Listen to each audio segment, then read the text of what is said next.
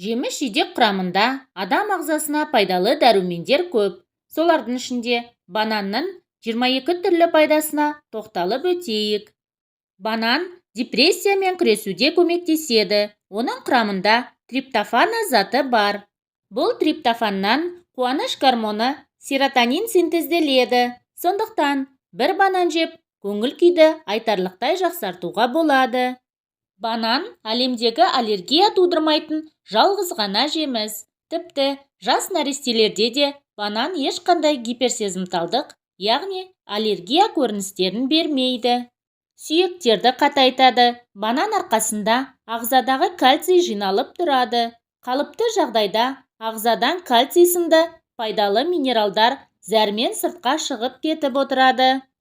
Ал банан әсерінен керісінше кальций жиналып, сүйектерді қатайтуға қатысады. Бұл әсіресе кофе ұнататын адамдарға пайдалы. Себебі, біле білсеңіз, кофе керісінше ағзадан кальцийдің шығарылуына септігін тигізеді. Ішек микрофлорасын жақсартады. Банан құрамындағы ферменттер арқасында ағзаға тағаммен түскен пайдалы заттар әдеттегіден қарағанда жылдамырақ сіңіріледі.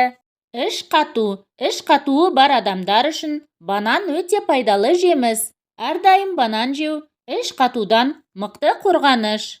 Банан асқазандағы изжога секілді жағымсыз жағдайдан құтылуға да бірден бір себеп. Асқазан жарасы. Банан жегеннен кейін ол асқазан шырышты қабатында қорғаныш қабатын түзеді. Соның әсерінен ондағы қышқылды агрессивті заттар асқазан шырышына зиянын тигізе алмайды. Бұл әсіресе асқазан жарасымен ауыратын адамдар үшін пайдалы. Себебі асқазан әртүрлі бөлімінде орналасқан жараларды жауып, қышқылдан қорғаған сайын оның жазылуы да жылдамырақ жүреді. Диарея кезінде көмек. Диареядан зардап шегетіндерге банан жеу ұсынылады. Бұл жақсы қалпына келтіргіш жеміс.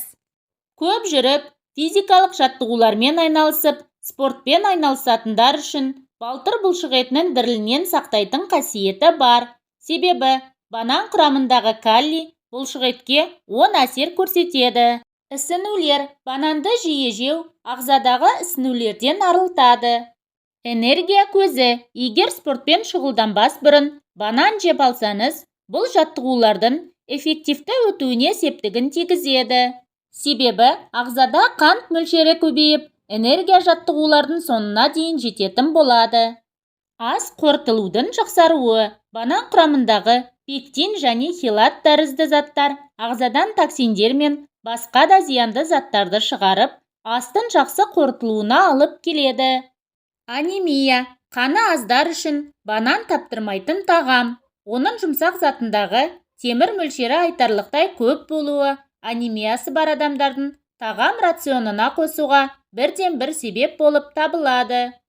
Иммунитет. Бананда бар антиоксиданттар және амин қышқылдар ағзаны қолайсыз факторлардан қорғап, қорғаныштық қасиетін, яғни иммунитетті көтереді. Бүйрек. Банан бүйрекке оң әсер көрсете алады. Пайдалы заттар, микроэлементтер бүйрек қызметіне көмектесіп, құм мен тастардан арылуға көмегін тигізеді. Жүрек айну. Банан жүрек айну немесе жүктілер токсикозы кезінде көмектесетін ғажап тағамдардың бірі. Жәндіктер шаққандағы қышу. Банан қабығы жәндіктер шаққаннан кейін пайда болатын қышуға жақсы көмектеседі. Қабығын ішкі жағынан шаққан жерге біраз уақыт қойса, нәтижесі бірден байқалады. Ыстықтан қорғаныш. Банан дене температурасын қажет кезде төмендету қабілеті бар. Бұл әсіресе күн ыстық кезде немесе қызба кезінде аса пайдалы. Шылым шегуді қою. Никотинді тәуелділіктен құтылып келе жатқан адам үшін банан жеу пайдалы. Көп мөлшердегі дәрумендер калий, магний ағзада қалып қойған никотинді шығарып, темекісіз өмірге жылдам үйренуге алып келеді. Ақыл-ой қызметін жақсарту. Жоғары мөлшердегі калий адамды жаңа ақпарат алып, танып білу жағына қолайлы жағдай жасайды. Бұл әсіресе сабақ оқу немесе емтиханға дайындалу кезінде таптырмайтын құрал.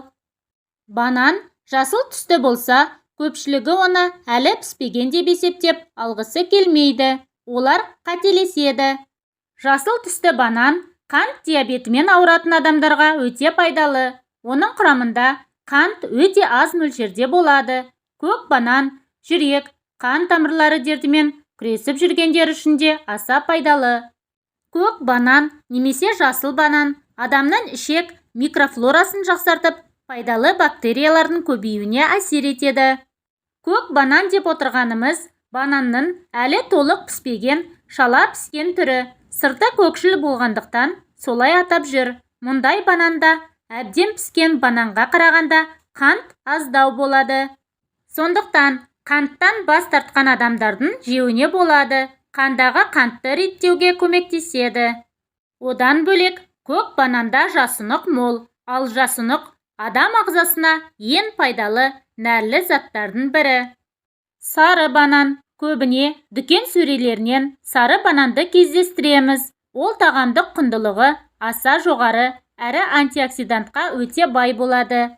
Пайдалы элементтердің қайнар көзі болатын сары түсті банан адам ағзасына таптырмас жеміс. Дақтары бар банан. Бананда қоңырқай дақтар болса, оның да пайдалы тұсы мол. Ол иммундық жүйені күшейтуге көмектеседі. Мұнымен дақты бананның пайдалы тұсы аяқталмайды. Ол түрлі ісіктермен күресуге қауқарлы. Қоңыр дақтары бар бананды тұтына отырып, онкологиялық ауруларға жол бермейсіз. Қоңыр банан. Банан қарайып кетіпті деп, мұндайда көбісі лақтыруға асығады. Керісінше, бұл осы жемістің ең тәтті, нағыз пайдалы шағына жеткен кезі. Ішектерінде ақау бар адамның өзіне басқа түстеріне қарағанда қоңыр бананды қорыту оңай болады. Сүйек пен бұлшықеттің жетілуіне де осы бананның пайдасы мол. Мұндай бананда крахмалы толықтай қантқа айналады. Қант диабеті бар адамдар абай болғаны абзал. Дегенмен, стресспен күресіп, көңіл күйді көтеруге қабілеті бар. Егер қоңыр бананнан шірік иісі шыға бастаса, пісуден де арғы деңгейге өтіп кеткен болса, оны тастай беруге болады.